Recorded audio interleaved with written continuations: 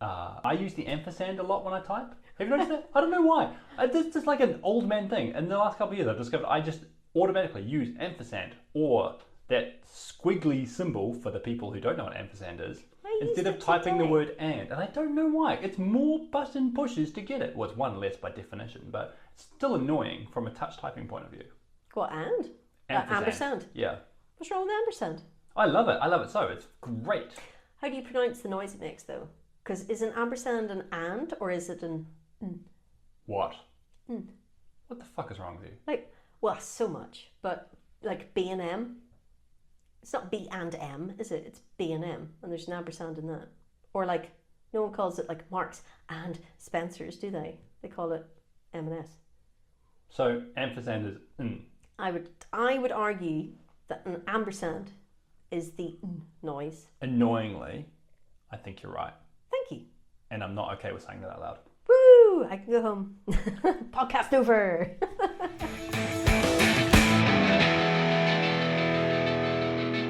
Everyone's wrong, and this is why. This is episode 2 of Whiskey and No Chill.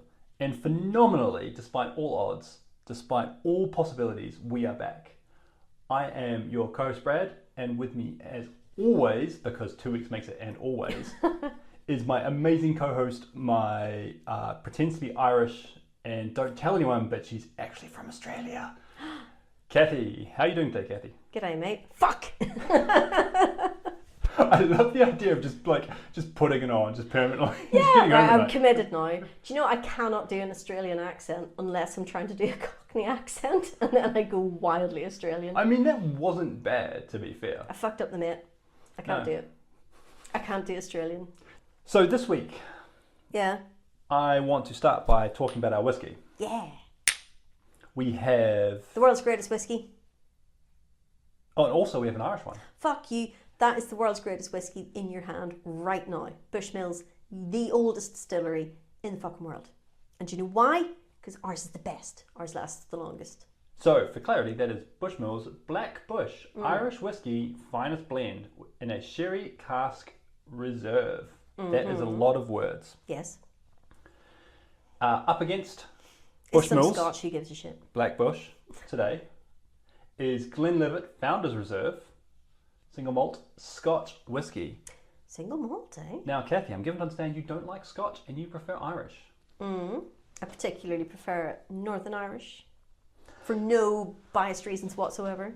This is our regular reminder, this is not a whiskey podcast, despite the fact it's in the name and we are drinking whiskey and comparing whiskey. We are enthusiastic amateurs who are enthusiastic about everything, including whiskey. Yeah. But the shtick, the bit, the game here is, can Cathy tell the difference between an Irish and a Scotch whiskey? And we have actually genuinely done some work in trying to flavour match these and make sure that they are roughly the same colour, roughly the same flavour profiles. They're not perfect. Someone out there is getting mad at me saying this. That's funny. If so, write in, tell me about it, help our promotions out. Get mad, because that actually helps share. Like and subscribe. Exactly. Like, share and subscribe. Tell a friend. Hell, tell 10 friends. Ring the bell. Ring the bell. Oh my lord. So, first things first. I'm going to have an overly loud sip of this whiskey, and this stuff probably gets cut out later on, but let's see what happens. I don't know about that. Interesting. Not your thing? Because the thing is, I know what you're drinking and you don't. I'm not blind, but you're blind. And I can play great mind games with you right now. So, I don't know that you can. I think you need some level of emotional intelligence to be susceptible to mind games. Oh, I see where you're going with it. I was like, what am I? A carrot in a box? Freud famously said you can't psychoanalyze the Irish because we are just too fucked to fix. So playing mind games with us really doesn't work. Well, that's quite nice. It's quite drinkable. Is it though? Oh, you're right. No, it's horrible stuff. Awful. Don't pick that. Definitely don't pick that. Because that box doesn't have a carrot in it. Ooh. See, you distracted me with the fucking carrot and I didn't taste it. Do you think our I'm gonna have to international drink audience is going, what the fuck's it got to do with the carrot in the box? Google it, for Christ's sake. If you can do anything in life, is listen to this podcast twice, download it, Yep. and then listen to it again. Then maybe put it on loop in the background a couple of times. Yeah. Get your friends to download it too. But then... But also... just Google carrot in a box? Just fucking Google it. Oh, honestly, it's going to enrich your day. It will make everything better. Yeah. So, this is a podcast about opinions. Yes. Because we have strong opinions, you or I. Our opinions get stronger after a few whiskeys. But on average, our conversations genuinely descend into us calling each other idiots. And more often than not, in my mind, both being wrong. And that's why it's funny to me. I disagree. You idiot. What do you mean disagree? You can't disagree without us disagreeing with each other. We literally disagree with each other. And We're you're not going, both wrong. No, we One don't. of us wrong. You are wrong. It's a binary thing and we both got it wrong. I love that. You got it wrong. I'm right. About what? Everything. All of it. All of it. Name one thing. The only time I was ever wrong was this time where I thought I was wrong, but it turned out I was actually right. That's it. Yep. I was mistaken, but it turns out I was right the whole time. My dad says that. God damn it. Blech.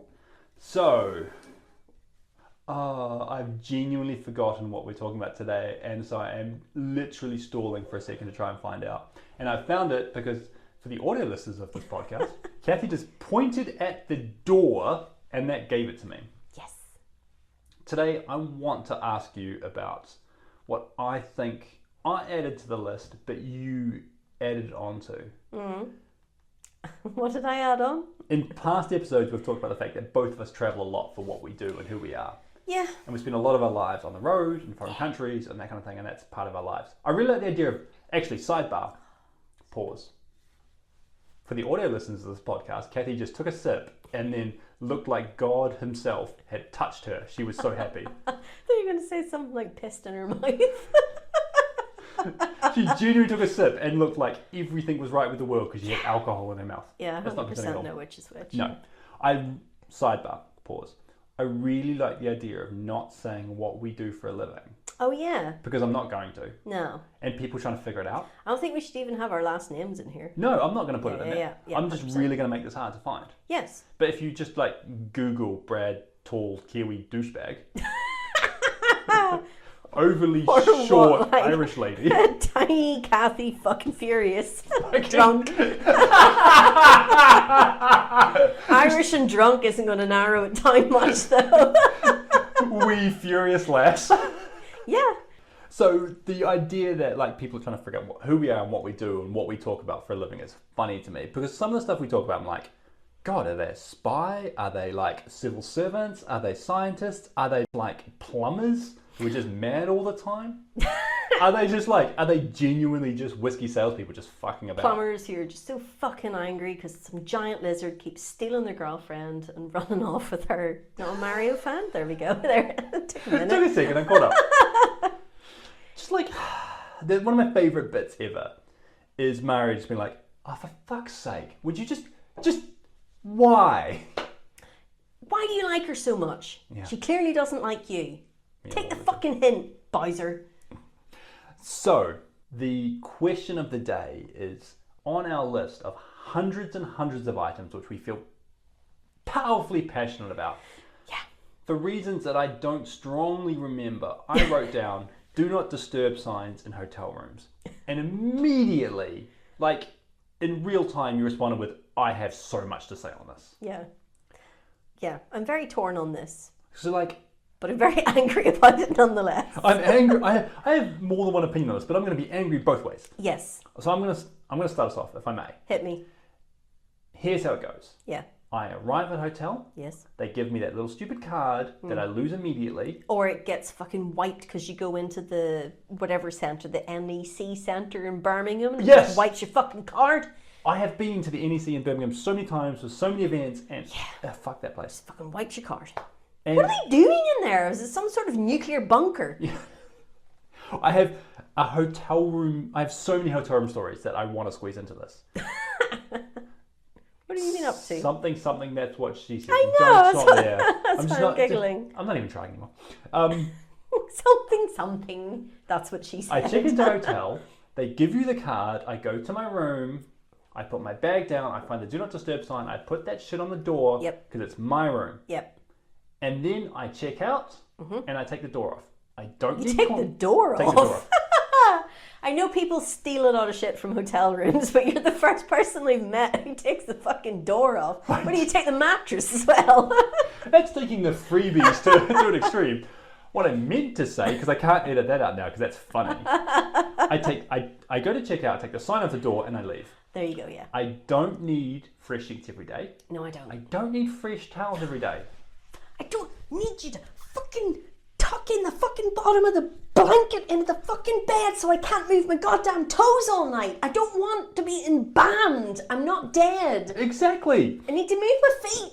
There is every single time I've gotten into a big hotel room where I've pulled the sheet from every corner. It's the first thing I do. I'm like a cat. I go straight into that room and I'm like, and just rip that bed to bits.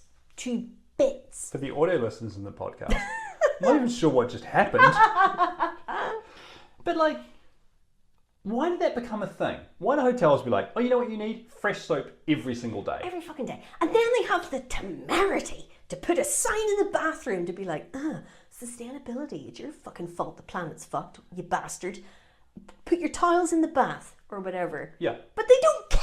They change them anyway. I thought this was me. I genuinely speaking thought this was me. I have every single day of my life, I've gone into a hotel room and hung up my towel because I don't want a fresh towel. I don't need a fucking fresh towel. I'm here for 3 days. And you've given me one every day. And fresh soaps and fresh sheets and fresh pillows and fresh everything. Just fuck right off. So I check into a hotel in Switzerland, and you know how like on the mainland in Europe, especially around Germany and Switzerland, they do the 2 single duvets, not the 1 big duvet on a bed. Yeah, what's I'm a massive fan about it. I quite like that. Really? Yes, because, and ask your man this later, but I think as a rule of thumb that men and women sleep different temperatures. I think genuinely thinking that's a thing, and we're going to talk a lot of shit in this podcast, and that may or might not be real, but I genuinely believe that to be a thing. That I thought that was something I've read, that men and women have different sleepy temperatures, and that causes problems, conflict, etc. And it's going to fluctuate over the monthly cycle. Absolutely. Yeah. And it also changes as you age. Interestingly enough. It's alright. Yeah, absolutely. Yeah. So separate duvets is really brilliant because you can have the heavy one, I can have the light one, game on. Awesome. Oh, I see. And you can both poke your feet out different angles and whatever, and it works. You can't poke your feet out. But you can poke your feet out either side. I do all. The demon under the bed will get you. That's you know that? Way too much to unpick in that sentence. So anyway, we check into this hotel in, I'm pretty sure, Switzerland. And wherever. we're young enough, my lovely wife and I were young enough that it's kind of a big deal. We're staying in a fancy hotel. Oh. We're not in a hostel, we're in a hotel. We've got our own room and everything, right? God damn. It was quite a big deal for us. I've never stayed in a hostel. What? It's just something I've always known about myself, that I will sacrifice other things to pay for a hotel over a hostel. Oh, the period of your life when you moved from hosteling? Where's that? Is that in Switzerland? Sounds Austrian. When you move from being a hostel Great person skiing and hosteling to affording a hotel is incredible in your life. Anyway, so I'm in a hotel in Basel, to Billy Connolly the story. Yeah. And we check in, and it's all good, and we get our cards, and they send us upstairs to our room, and it's brilliant, it's a nice, lovely place, a weekend away. And we come in, and there's a giant king bed. In the centre of that giant king bed is a postage stamp of a duvet. Oh. And we kind of like, both of us look at it and like unfold it. Nope. And then try it on. Nope. And this won't cover a quarter of one of us. This ain't gonna fly type thing. Yeah. And maybe we're misunderstanding. Nope, we're looking in the cupboards. Nope. Call downstairs. And a mix of English, French. Bonjour. Ich brauche. Yeah. The German I've learned from bad English movies. Yeah. Which doesn't really help. Das Fenster. I try and convey we don't have blankets and stuff like that. And so a few minutes later, someone knocks on the door and just like has a substantial town's worth of sheets, blankets, pillows, towels, everything. And it comes to pass that what they've done is they've made this room up for one person, a single person, not 2 people. And so they put the single duvet on the bed. That would maybe cover your lovely wife, but not a fraction of you. Yeah. It was great. Keep your knees warm. So we ended up with way too much. We nested. You know what I mean?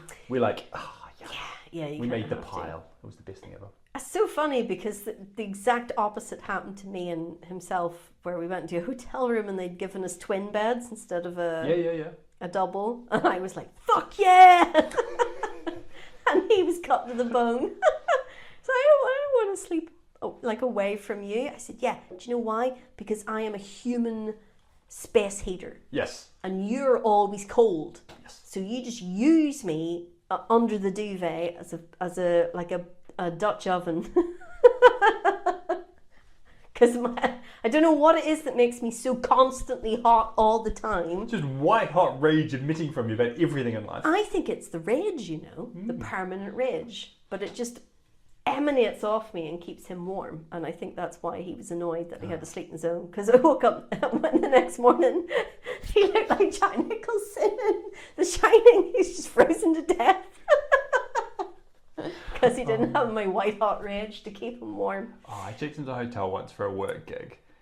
No, it wasn't. It was a personal thing because my lovely wife was there. Yeah. And that's an important part of the story. Mm. And so we check into the hotel. They give us our stupid little card. We go find our room.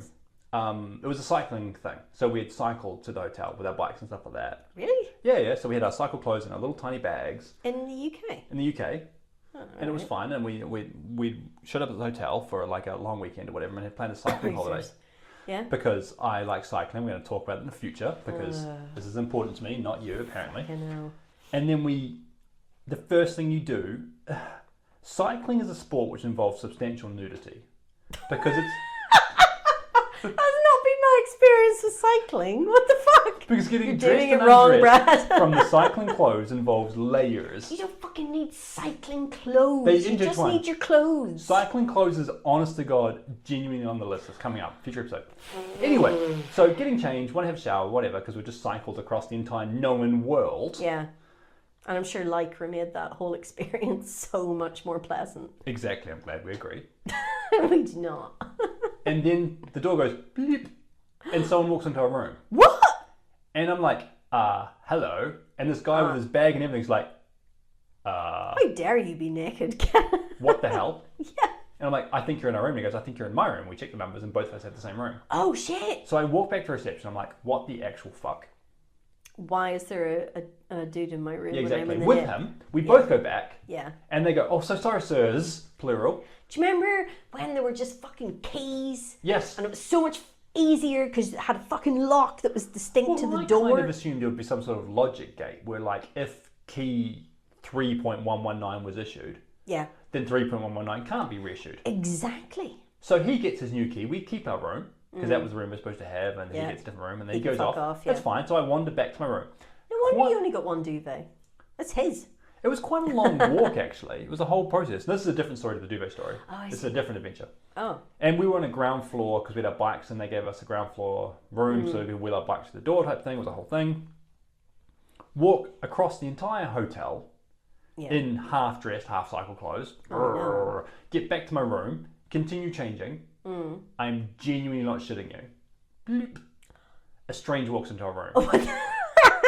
A different stranger with a bag. He goes, oh, hello. And I'm like, top over head going, hi. And so I march back. Yeah. With him. Could you please stop showing my bits to complete strangers? They give him a key. I just say, like, what the actual crap's going on? I'm quite English about this. It's me again. I'm trying to be English about this. I'm like, I think there's been a misunderstanding. Oh, wow. Why Room did you even bother? 3.119 has a guest. I am in it. You've now checked 2 people into it. Maybe we could stop doing that. They go, oh, I am so sorry. Ever so sorry. Yeah. I couldn't be cool about that. I'm not English. I don't have any English in me. back to my room. Yeah. I am genuinely speaking, not putting a bit on. This genuinely, honestly, what happened. So far we've had one dude walk in on you while you were changing out of your ridiculous cycling gear. Another dude walk in on me. Then another dude walks in on you, and you're still being English about it. My lovely wife is getting changed. Uh-oh. Bloop.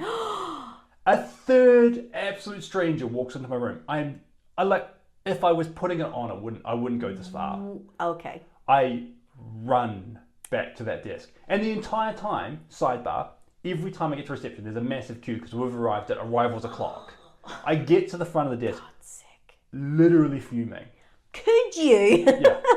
And I'm like, What the actual fuck Is this are one you of those doing? hotels that have like the two-way mirrors where perverts are watching you get changed in the bathroom or something? This is a major brand. Do you remember when we were talking about how all the weird advice women get that men aren't privy to? Yes. Every time I go into a hotel room, based on this advice, I touch my finger to every mirror, and if there is a gap between my finger and the reflection, we're all good. Yeah. If there is no gap, that is a two-way mirror, and there's a pervert behind it. You could just shine a light. There's a at it pervert as well, right? in front of it as well, to be honest. Well.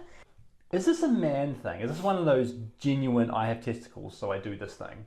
Where all men at all times in their life are going, okay, if a spy bursts through that window, I can go out that door. The most likely place to make a fire escape is there. Really? I can use a club for this. That's totally a thing. You ask this one day. No, I already know that he is on board with that. The amount of fucking lectures I get of like, of course I'm not listening to you when we're outside and you're talking because I have situational awareness. I'm looking for predators everywhere. That is like a bizarre thing that I think that there's something about masculinity or whatever that we do. That you're just permanently primed for danger. Yes, like genuinely knowing who the biggest threat in a room is, or where the escapes are, or what if shit turns sideways. How am I getting out of here? I only have that outdoors. To the point that if I see a van that has one of those side slidey doors, like the A-Team, I won't walk past it. I was cycling to our place of employment this morning across central London. Sure. And there was a panel van stopped in the middle of a cycle lane. And I'm like, for fuck's sake. So I had to pull up next to it and the lights changed. And because of the nature of where we are located, I just went, that's a bomb. That is literally a bomb waiting to go off. And to the point where, because I am a human being who apparently is too cautious about these things, checked out the van, like I'm going to do something about it. Like, what am I going to do, right? But I'm like looking at the loading on the tyres. Is it heavy? Is it sitting down? Has someone else checked it out? Has a policeman looked at it? Because it's in a place that's like, that shouldn't be parked there. You shouldn't park a panel van there, then abandon it. Yeah. You shouldn't illegally park it there. You'll get shot.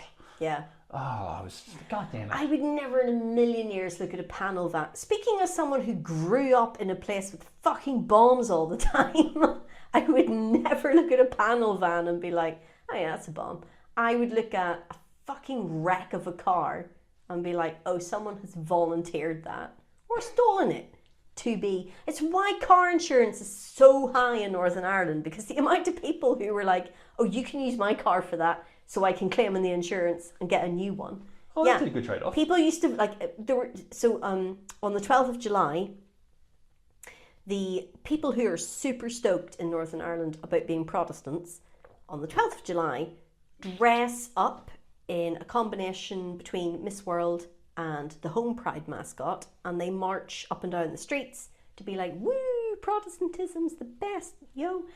They're commemorating the Battle of the Boyne, and it's called the Orange March. I was going to say, they're the orange ones, right? And they wear the orange sash. Yeah.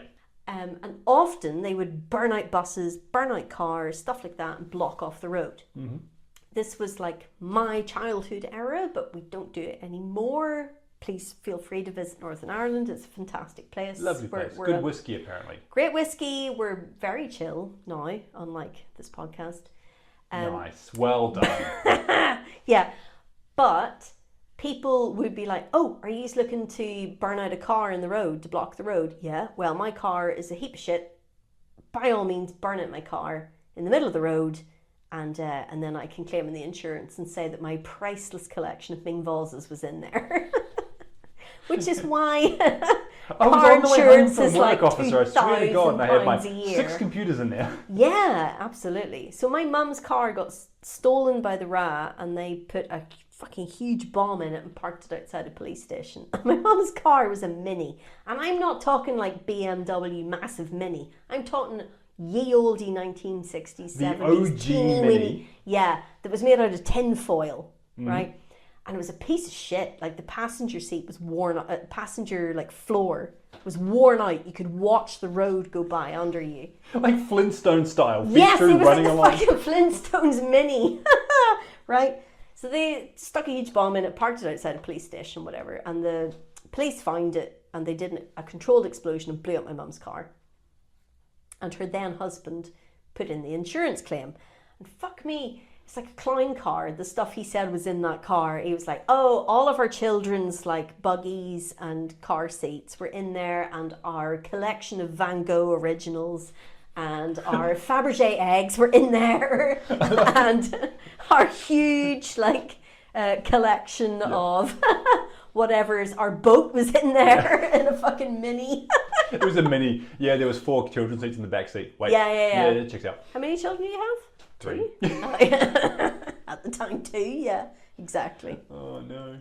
Do you know the best part about any conversation we ever have? We started from hotel room do not disturb signs. Yeah. And that got to politics in Northern Ireland and car bombings. I don't know if politics is the right word for Northern Ireland, but yeah. So you put the do not disturb sign on. Yep. And it lives there. And yeah, and you leave it there, and you expect that to be respected. I agree. Right? Right. And speaking as someone who is in a relationship and therefore entangled with the family of my significant other. Himself. His family are all hoteliers.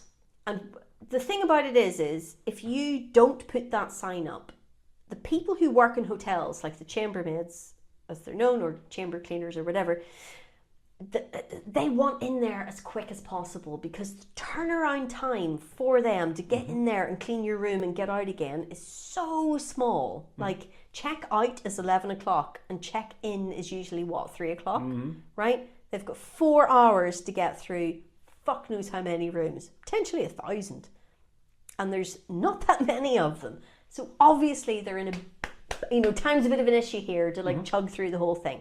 So if you don't put that do not disturb sign up and it's 8 o'clock in the morning and they bang on your door and they're like, are you in there? You can sort of see why they might have a bit of a sense of urgency to try and get their job done. On checkout day, maybe. But, well, they don't know. How the fuck would they know if it's checkout day? Can we not communicate this information? Can we not know? Yes, we can. Yes, we can. By putting the do not disturb sign on the fucking door.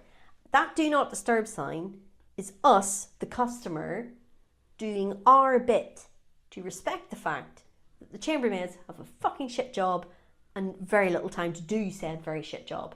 And you would not believe the stuff chambermaids come across. Oh, I bet. People shit in the bed. What? Fucking blood everywhere. Dead bodies.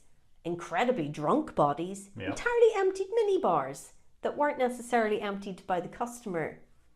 And you know who I'm talking about if you're listening to this, you cheeky fuck. Anyway, I'll tell you later. And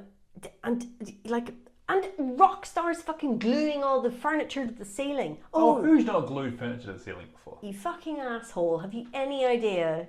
These poor people having to clean up after you. So I get it. Like, I understand the frustration of all of this. But if I'm doing my bit, nice. If I'm doing my bit to put that do not disturb sign on there, to be like, I don't need tiles. I don't need you to clean my room. I don't need you to fucking tuck the ends of the bed in so I'm in a fucking sarcophagus when I'm sleeping. What are you doing to me? Don't come in then. I'm doing you a favour. Don't bang on my door at 8 o'clock in the morning if I have the do not disturb sign on there. That's what the point of the sign is. The sign is, leave me alone. Yeah. So, yeah, leave me alone. I was in a hotel in New York, and America is so fucking complicated with the whole tipping thing. Oh, the rules. There's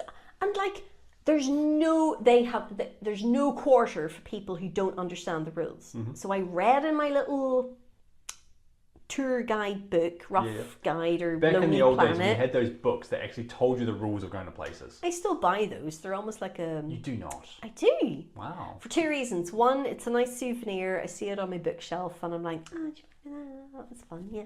And the other part is I buy it in the shop so I can put it on the counter, and then the clerk goes, oh, are you going to Japan? I'm like, yes, I am going to Japan! And then I scream in their face about how excited I am. And they go, I'm getting paid minimum wage, man, please. Move on. I think it's nice for them to have some conversation other than, are you part of our loyalty card customer thing? No. Do you want to be? No. Right. Okay. So I think my level of enthusiasm for all things brightens their day. So you're in New York in a hotel? What? Was I? Oh, yes. Oh, yes. Fucking hell, that was quite an adventure. But the rule with tipping in the hotel room is you're supposed to leave a tip every morning. What? Yeah. Oh my lord, I've pissed off a lot of people in my life. I've pissed off a lot of people in my life because we didn't tip the first morning, and then the next couple of mornings, fucking hell, they might as well have just shit in the bin. I was gonna say, just kick the bins over, knock the chairs around. They were raging, and they made it clear. Like, I'm surprised they didn't write "bitch" in lipstick on the mirror in the bathroom. They were pissed. But like, I don't need new towels every day. I don't need any of the shit you're doing. And it took me so much effort to unpull the sheets from the bed. I don't want you to tuck them back in. American tipping service culture just drives me batshit. I don't get it. I don't. Just pay your staff. Pay your people what you're worth and move on. Yeah. You know, in Japan, it's an insult to tip. Yeah, I can see why. I'm very on board with that. I find it incredibly patronising to be like, oh, here's some of my many, many pounds, you poor peasant. Here you go for your efforts in servicing me. I'm already uncomfortable enough with the whole me, wait staff relationship as it is. Waiter. Like, you boy, bring me food, put it on my table. I'm not comfortable with any of that. And then at the end of it, to be leaving them a tip of like, here's some of my money that I have that you don't. Considering the restaurants that we go to as well, where service is a thing. I like it when service is included, so you can just walk away. Yeah, fair enough. I don't like being like, be grateful. Here is my extra tip that I'm giving you of my spare pounds. It just feels really super fucking awkward. I don't like it at all. I was in a hotel also in New York once, and there was 5 of us staying in a hotel room that had 4 people allowed to stay in the hotel room. And so it had the 2. Do you know how the Americans do 2 double beds in a hotel room? Mm. And so there was 4 people who had booked in the hotel, and there were 2 to a double bed. Yeah. And I had arrived unexpectedly late, and it was a surprise for someone involved. And so I just showed up, I'm like, surprise! And it was delightful and wonderful, but I slept on the floor between 2 double beds. Mm. The hotel knew, everyone knew, the staff knew, but they couldn't prove it.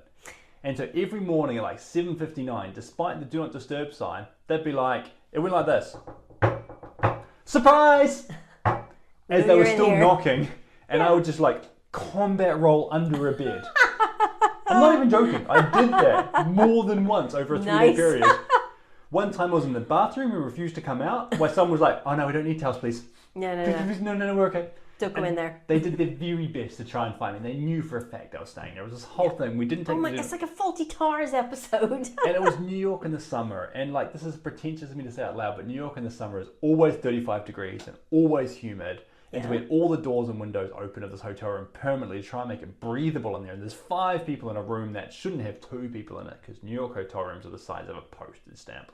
Yes. They are half the size of the recording studio that we're currently in. Yeah, actually, right enough. And right, now you mention it. Yeah. And one of the most awkward moments of my life is we're staying in this hotel room, 5 people to a room. Mm. And there was like multi-generations. There's parents and there's kids and there's me on the floor. Really? And the windows are open because it's way too hot, right? Hot time, summer in the city. Wow, you say that. Yeah. And the room next to us or above us or below us, I can't tell where because whatever. But these guys were on trial for like pornshoot.com. They were doing their very best. They were putting the voices on, there was the actions, there was the noises. And there's 5 people just in there with like eyes open, staring at the ceiling going, I cannot believe the same thing happened to you as happened to me. What the fuck's wrong with New York? Really? That's amazing. And it's like, oh, well, what do we do? And at one point, one of the older generation of the people in the room just got up, walked over to walked around the entire room, stepping over bodies, got to the window, closed the window, despite it being like 30 degrees, and went, I think that's enough fresh air for now. And went back to bed. Oh, what? It was brutal. That's awkward. That's super awkward. As opposed to the rest of it, which is perfectly unawkward. You fucking camera rolling under a bed. They'll never find me here. Oh, that was one of those things we did when we were younger, and it was funny, and retrospectively wasn't. Himself and I got a hotel room in New York, and we were trying to sleep, and all we could hear from the corridor was beep, because one of the rooms, the fire alarm battery. Oh no, fire alarm batteries drive me crazy. So this beep was going on. I said to himself, go and deal with that. That's your problem now. And he This annoys me. Fix it. Yes. Look here, man. Yeah. Fix problems. Yeah. Deal with problem. I am sick. Read as. Okay, fine. Hungover. Because I got absolutely fucking shit-faced on the plane. Because they said, do you want a nightcap? And I was expecting like a finger of brandy. And they gave me a pint. Okay, sidebar the story because I want to hear into the story. Were you flying with British Airways? No. Because I genuinely think British Airways, having flown a lot of airlines around the world, British Airways' approach to customer service is, can I get you blind drunk? Yes, that's their goal. That is their aim. 100%. They give you those 2 wines before dinner, and then they serve you dinner, and they're like, oh, would you like some more wine with dinner? Here's 2 bottles, sir. They walk around with the bottles in a fucking rack, just top you up, just in case you haven't drunk enough yet. I got accidental blotto on a BA flight once. Yeah. Properly, you and me drinking whiskey drunk. Oh shit. That's pretty bad. Entirely by accident. Yeah. And it was way off piece, but I really want to hear the New York story, so tell me that. So, himself got sent off to deal with this. He phoned reception, and he expected, some polite, mild-mannered Englishman to appear, because that's what he was used to from his childhood. 2 fucking huge dudes, bouncers, with the wee curly thing from their ear. Yeah, the Secret Service I'm guessing their wrist. Yeah, I don't know how that all connects, but anyway, fucking Jerry Anderson puppets. Anyway, so these 2 huge fucking dudes turn up. Dunk, dunk, dunk. I believe you have a problem with the room. And so they went into the hall outside the room. I was just in bed, nursing a hangover. And they're out there, and yourself says, and if you listen, you can hear a beep of a fire alarm in somebody's room. Let's figure out what room it's in. So they were like, shh, shh, shh. And all they could hear was someone absolutely banging the shit out of somebody. And both of them were having a wild time, and it was super loud. And the 3 of them, himself and the 2 bouncer/reception people are just standing there oh, this is awkward. How about that football game? I know. Yeah, how about that sports? Yeah, that was good when the team won against the other team there. Super awkward because they're still listening for the beep to the background. Someone else is getting right. Beeped in the background. So while these 2 are bipping their brains out, suddenly it stops, and then there's a little silence, and then the door opens. And this guy sticks his head out, and there's 2 huge dudes and a wee English dude standing outside the door what are you doing? Oh no. He goes, everything all right? And himself and the 2 bouncers/concierge are like, yeah, everything's fine. We're just listening for a smoke alarm, honest. You want to have signs with scores on it, right? Controversially, the Russian judge awards a 6.5 for that one. Yeah, really sort of screaming the door of nice one, Yeah, 7. Oh, yeah. Eventually, they found the room that had the dodgy fire alarm that had nobody in it. And they just smashed it off the wall, and then we could all go back to sleep. Most importantly, did the room have a do not disturb sign on it? Oh. To drag us back to what we're actually talking about. The room that had the fire alarm in it did not. Mm-hmm. I don't know if the couple who Was there people in it? You don't need no, it was empty. Okay. You don't need a do not disturb sign on at 8 o'clock in the evening. You put it out there because you know you're going to forget, but no one's coming in at 8 o'clock in the morning unless you're in one of those hotels that does the turn down service. I was at a work thing I once. don't fucking need tucked in. I'm a grown up. I was at a work thing once, and And so we're at the kind of that annoyingly corporate downstairs thing they have at any work hotel anywhere in the world. Doesn't matter where in the world you are. Yeah. And I wanted to use the restroom, the facilities. And so there is the conference bathrooms, or there is my personal private bathroom, one elevator right away. So I'm like, well, fuck that noise. I'm going to my bathroom. I'm going to my bathroom. Thank you very much. Exactly. So I pop upstairs, middle of the day, do not disturb sign on door. Yeah? Go to said bathroom. Yeah. Without being too crude. It's a number 2 event. Cat food through a leaf blower. Cat food through a leaf blower. And because I'm in my room with a locked door and a do not disturb sign. 2 locked doors. There is no need to lock second door because I'm in a bathroom in a hotel room. Oh no. Yes, oh no, Cathy, because what happens next? Despite it being the middle of the day with a do not disturb sign on a locked door, someone goes, housekeeping, and opens the door, and I'm like, hello. Not a great time. Oh, for God's sakes. And she goes, oh, actually, we're in Paris. She goes, mon Dieu. Mon Dieu. And then she closes the door for me. Tabernacht. Does that That's work Canadian. in French? No, French, it's Canadian. So she closes it. She doesn't close the hotel. She doesn't close the hotel room door for me. She closes the bathroom door for me. She doesn't. And then carries on about her workplace business. No. What are you doing? What am I doing at that point? I know what you're doing. What is she doing? No, I'm I'm not. assuming it's a she. I'm not doing anything at that point. I'm just like, well, guess I'm done here then. Exactly, that's me done. Fucking hell. You should. And then she just carries on. And I guess if you're in that position, you have seen much worse. You're desensitized. desensitized. That day, let alone any other day, right? You're desensitized, but you need to remember that your customers are not. Exactly. And yeah. Wow. I think I was wearing a shirt and tie. There was a work event. I'm like, this is the worst picture in the world. That makes it so much worse. Exactly. It does make it worse, right? Oh my god, it's like those Teams meetings where they stand up and they've no trousers on or something. I've done that before. No. I've genuinely done a Teams meeting in a shirt, tie, jacket, like dressed to the nines, and boxer shorts, and my feet in a bucket of water because it was 35, 40 degree days. Himself's home office is downstairs. I'm upstairs in the spare room.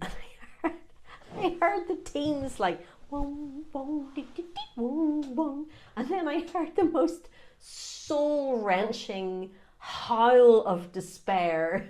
Like fucking Ginsberg. I just heard ding, ding, wong, wong. Ah! And then kick.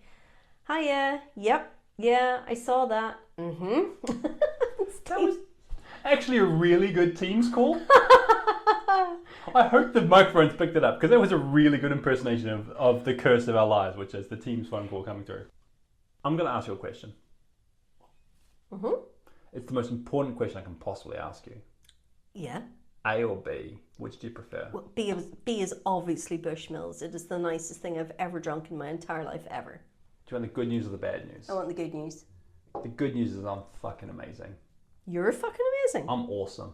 I am an incredible human being. I'm wonderful. I'm great. I'm fantastic. That's not good news. It's just, well, I was about to say it's just a statement of fact, but from your point of view, yeah. The bad news is you're genuinely wrong again. No, I'm not. B is Glenlivet Founders Reserve Scottish whiskey with no E, fuck you, and your Irish overspelling of words. There is no way that's right. You have fucked up. I have not. That's 100% a fuck up on your part. There's no way that's the right way around. A is Bushmills, and Nope. I'm sorry you didn't like it, but them's the breaks. No! You can hand in your passport at the door.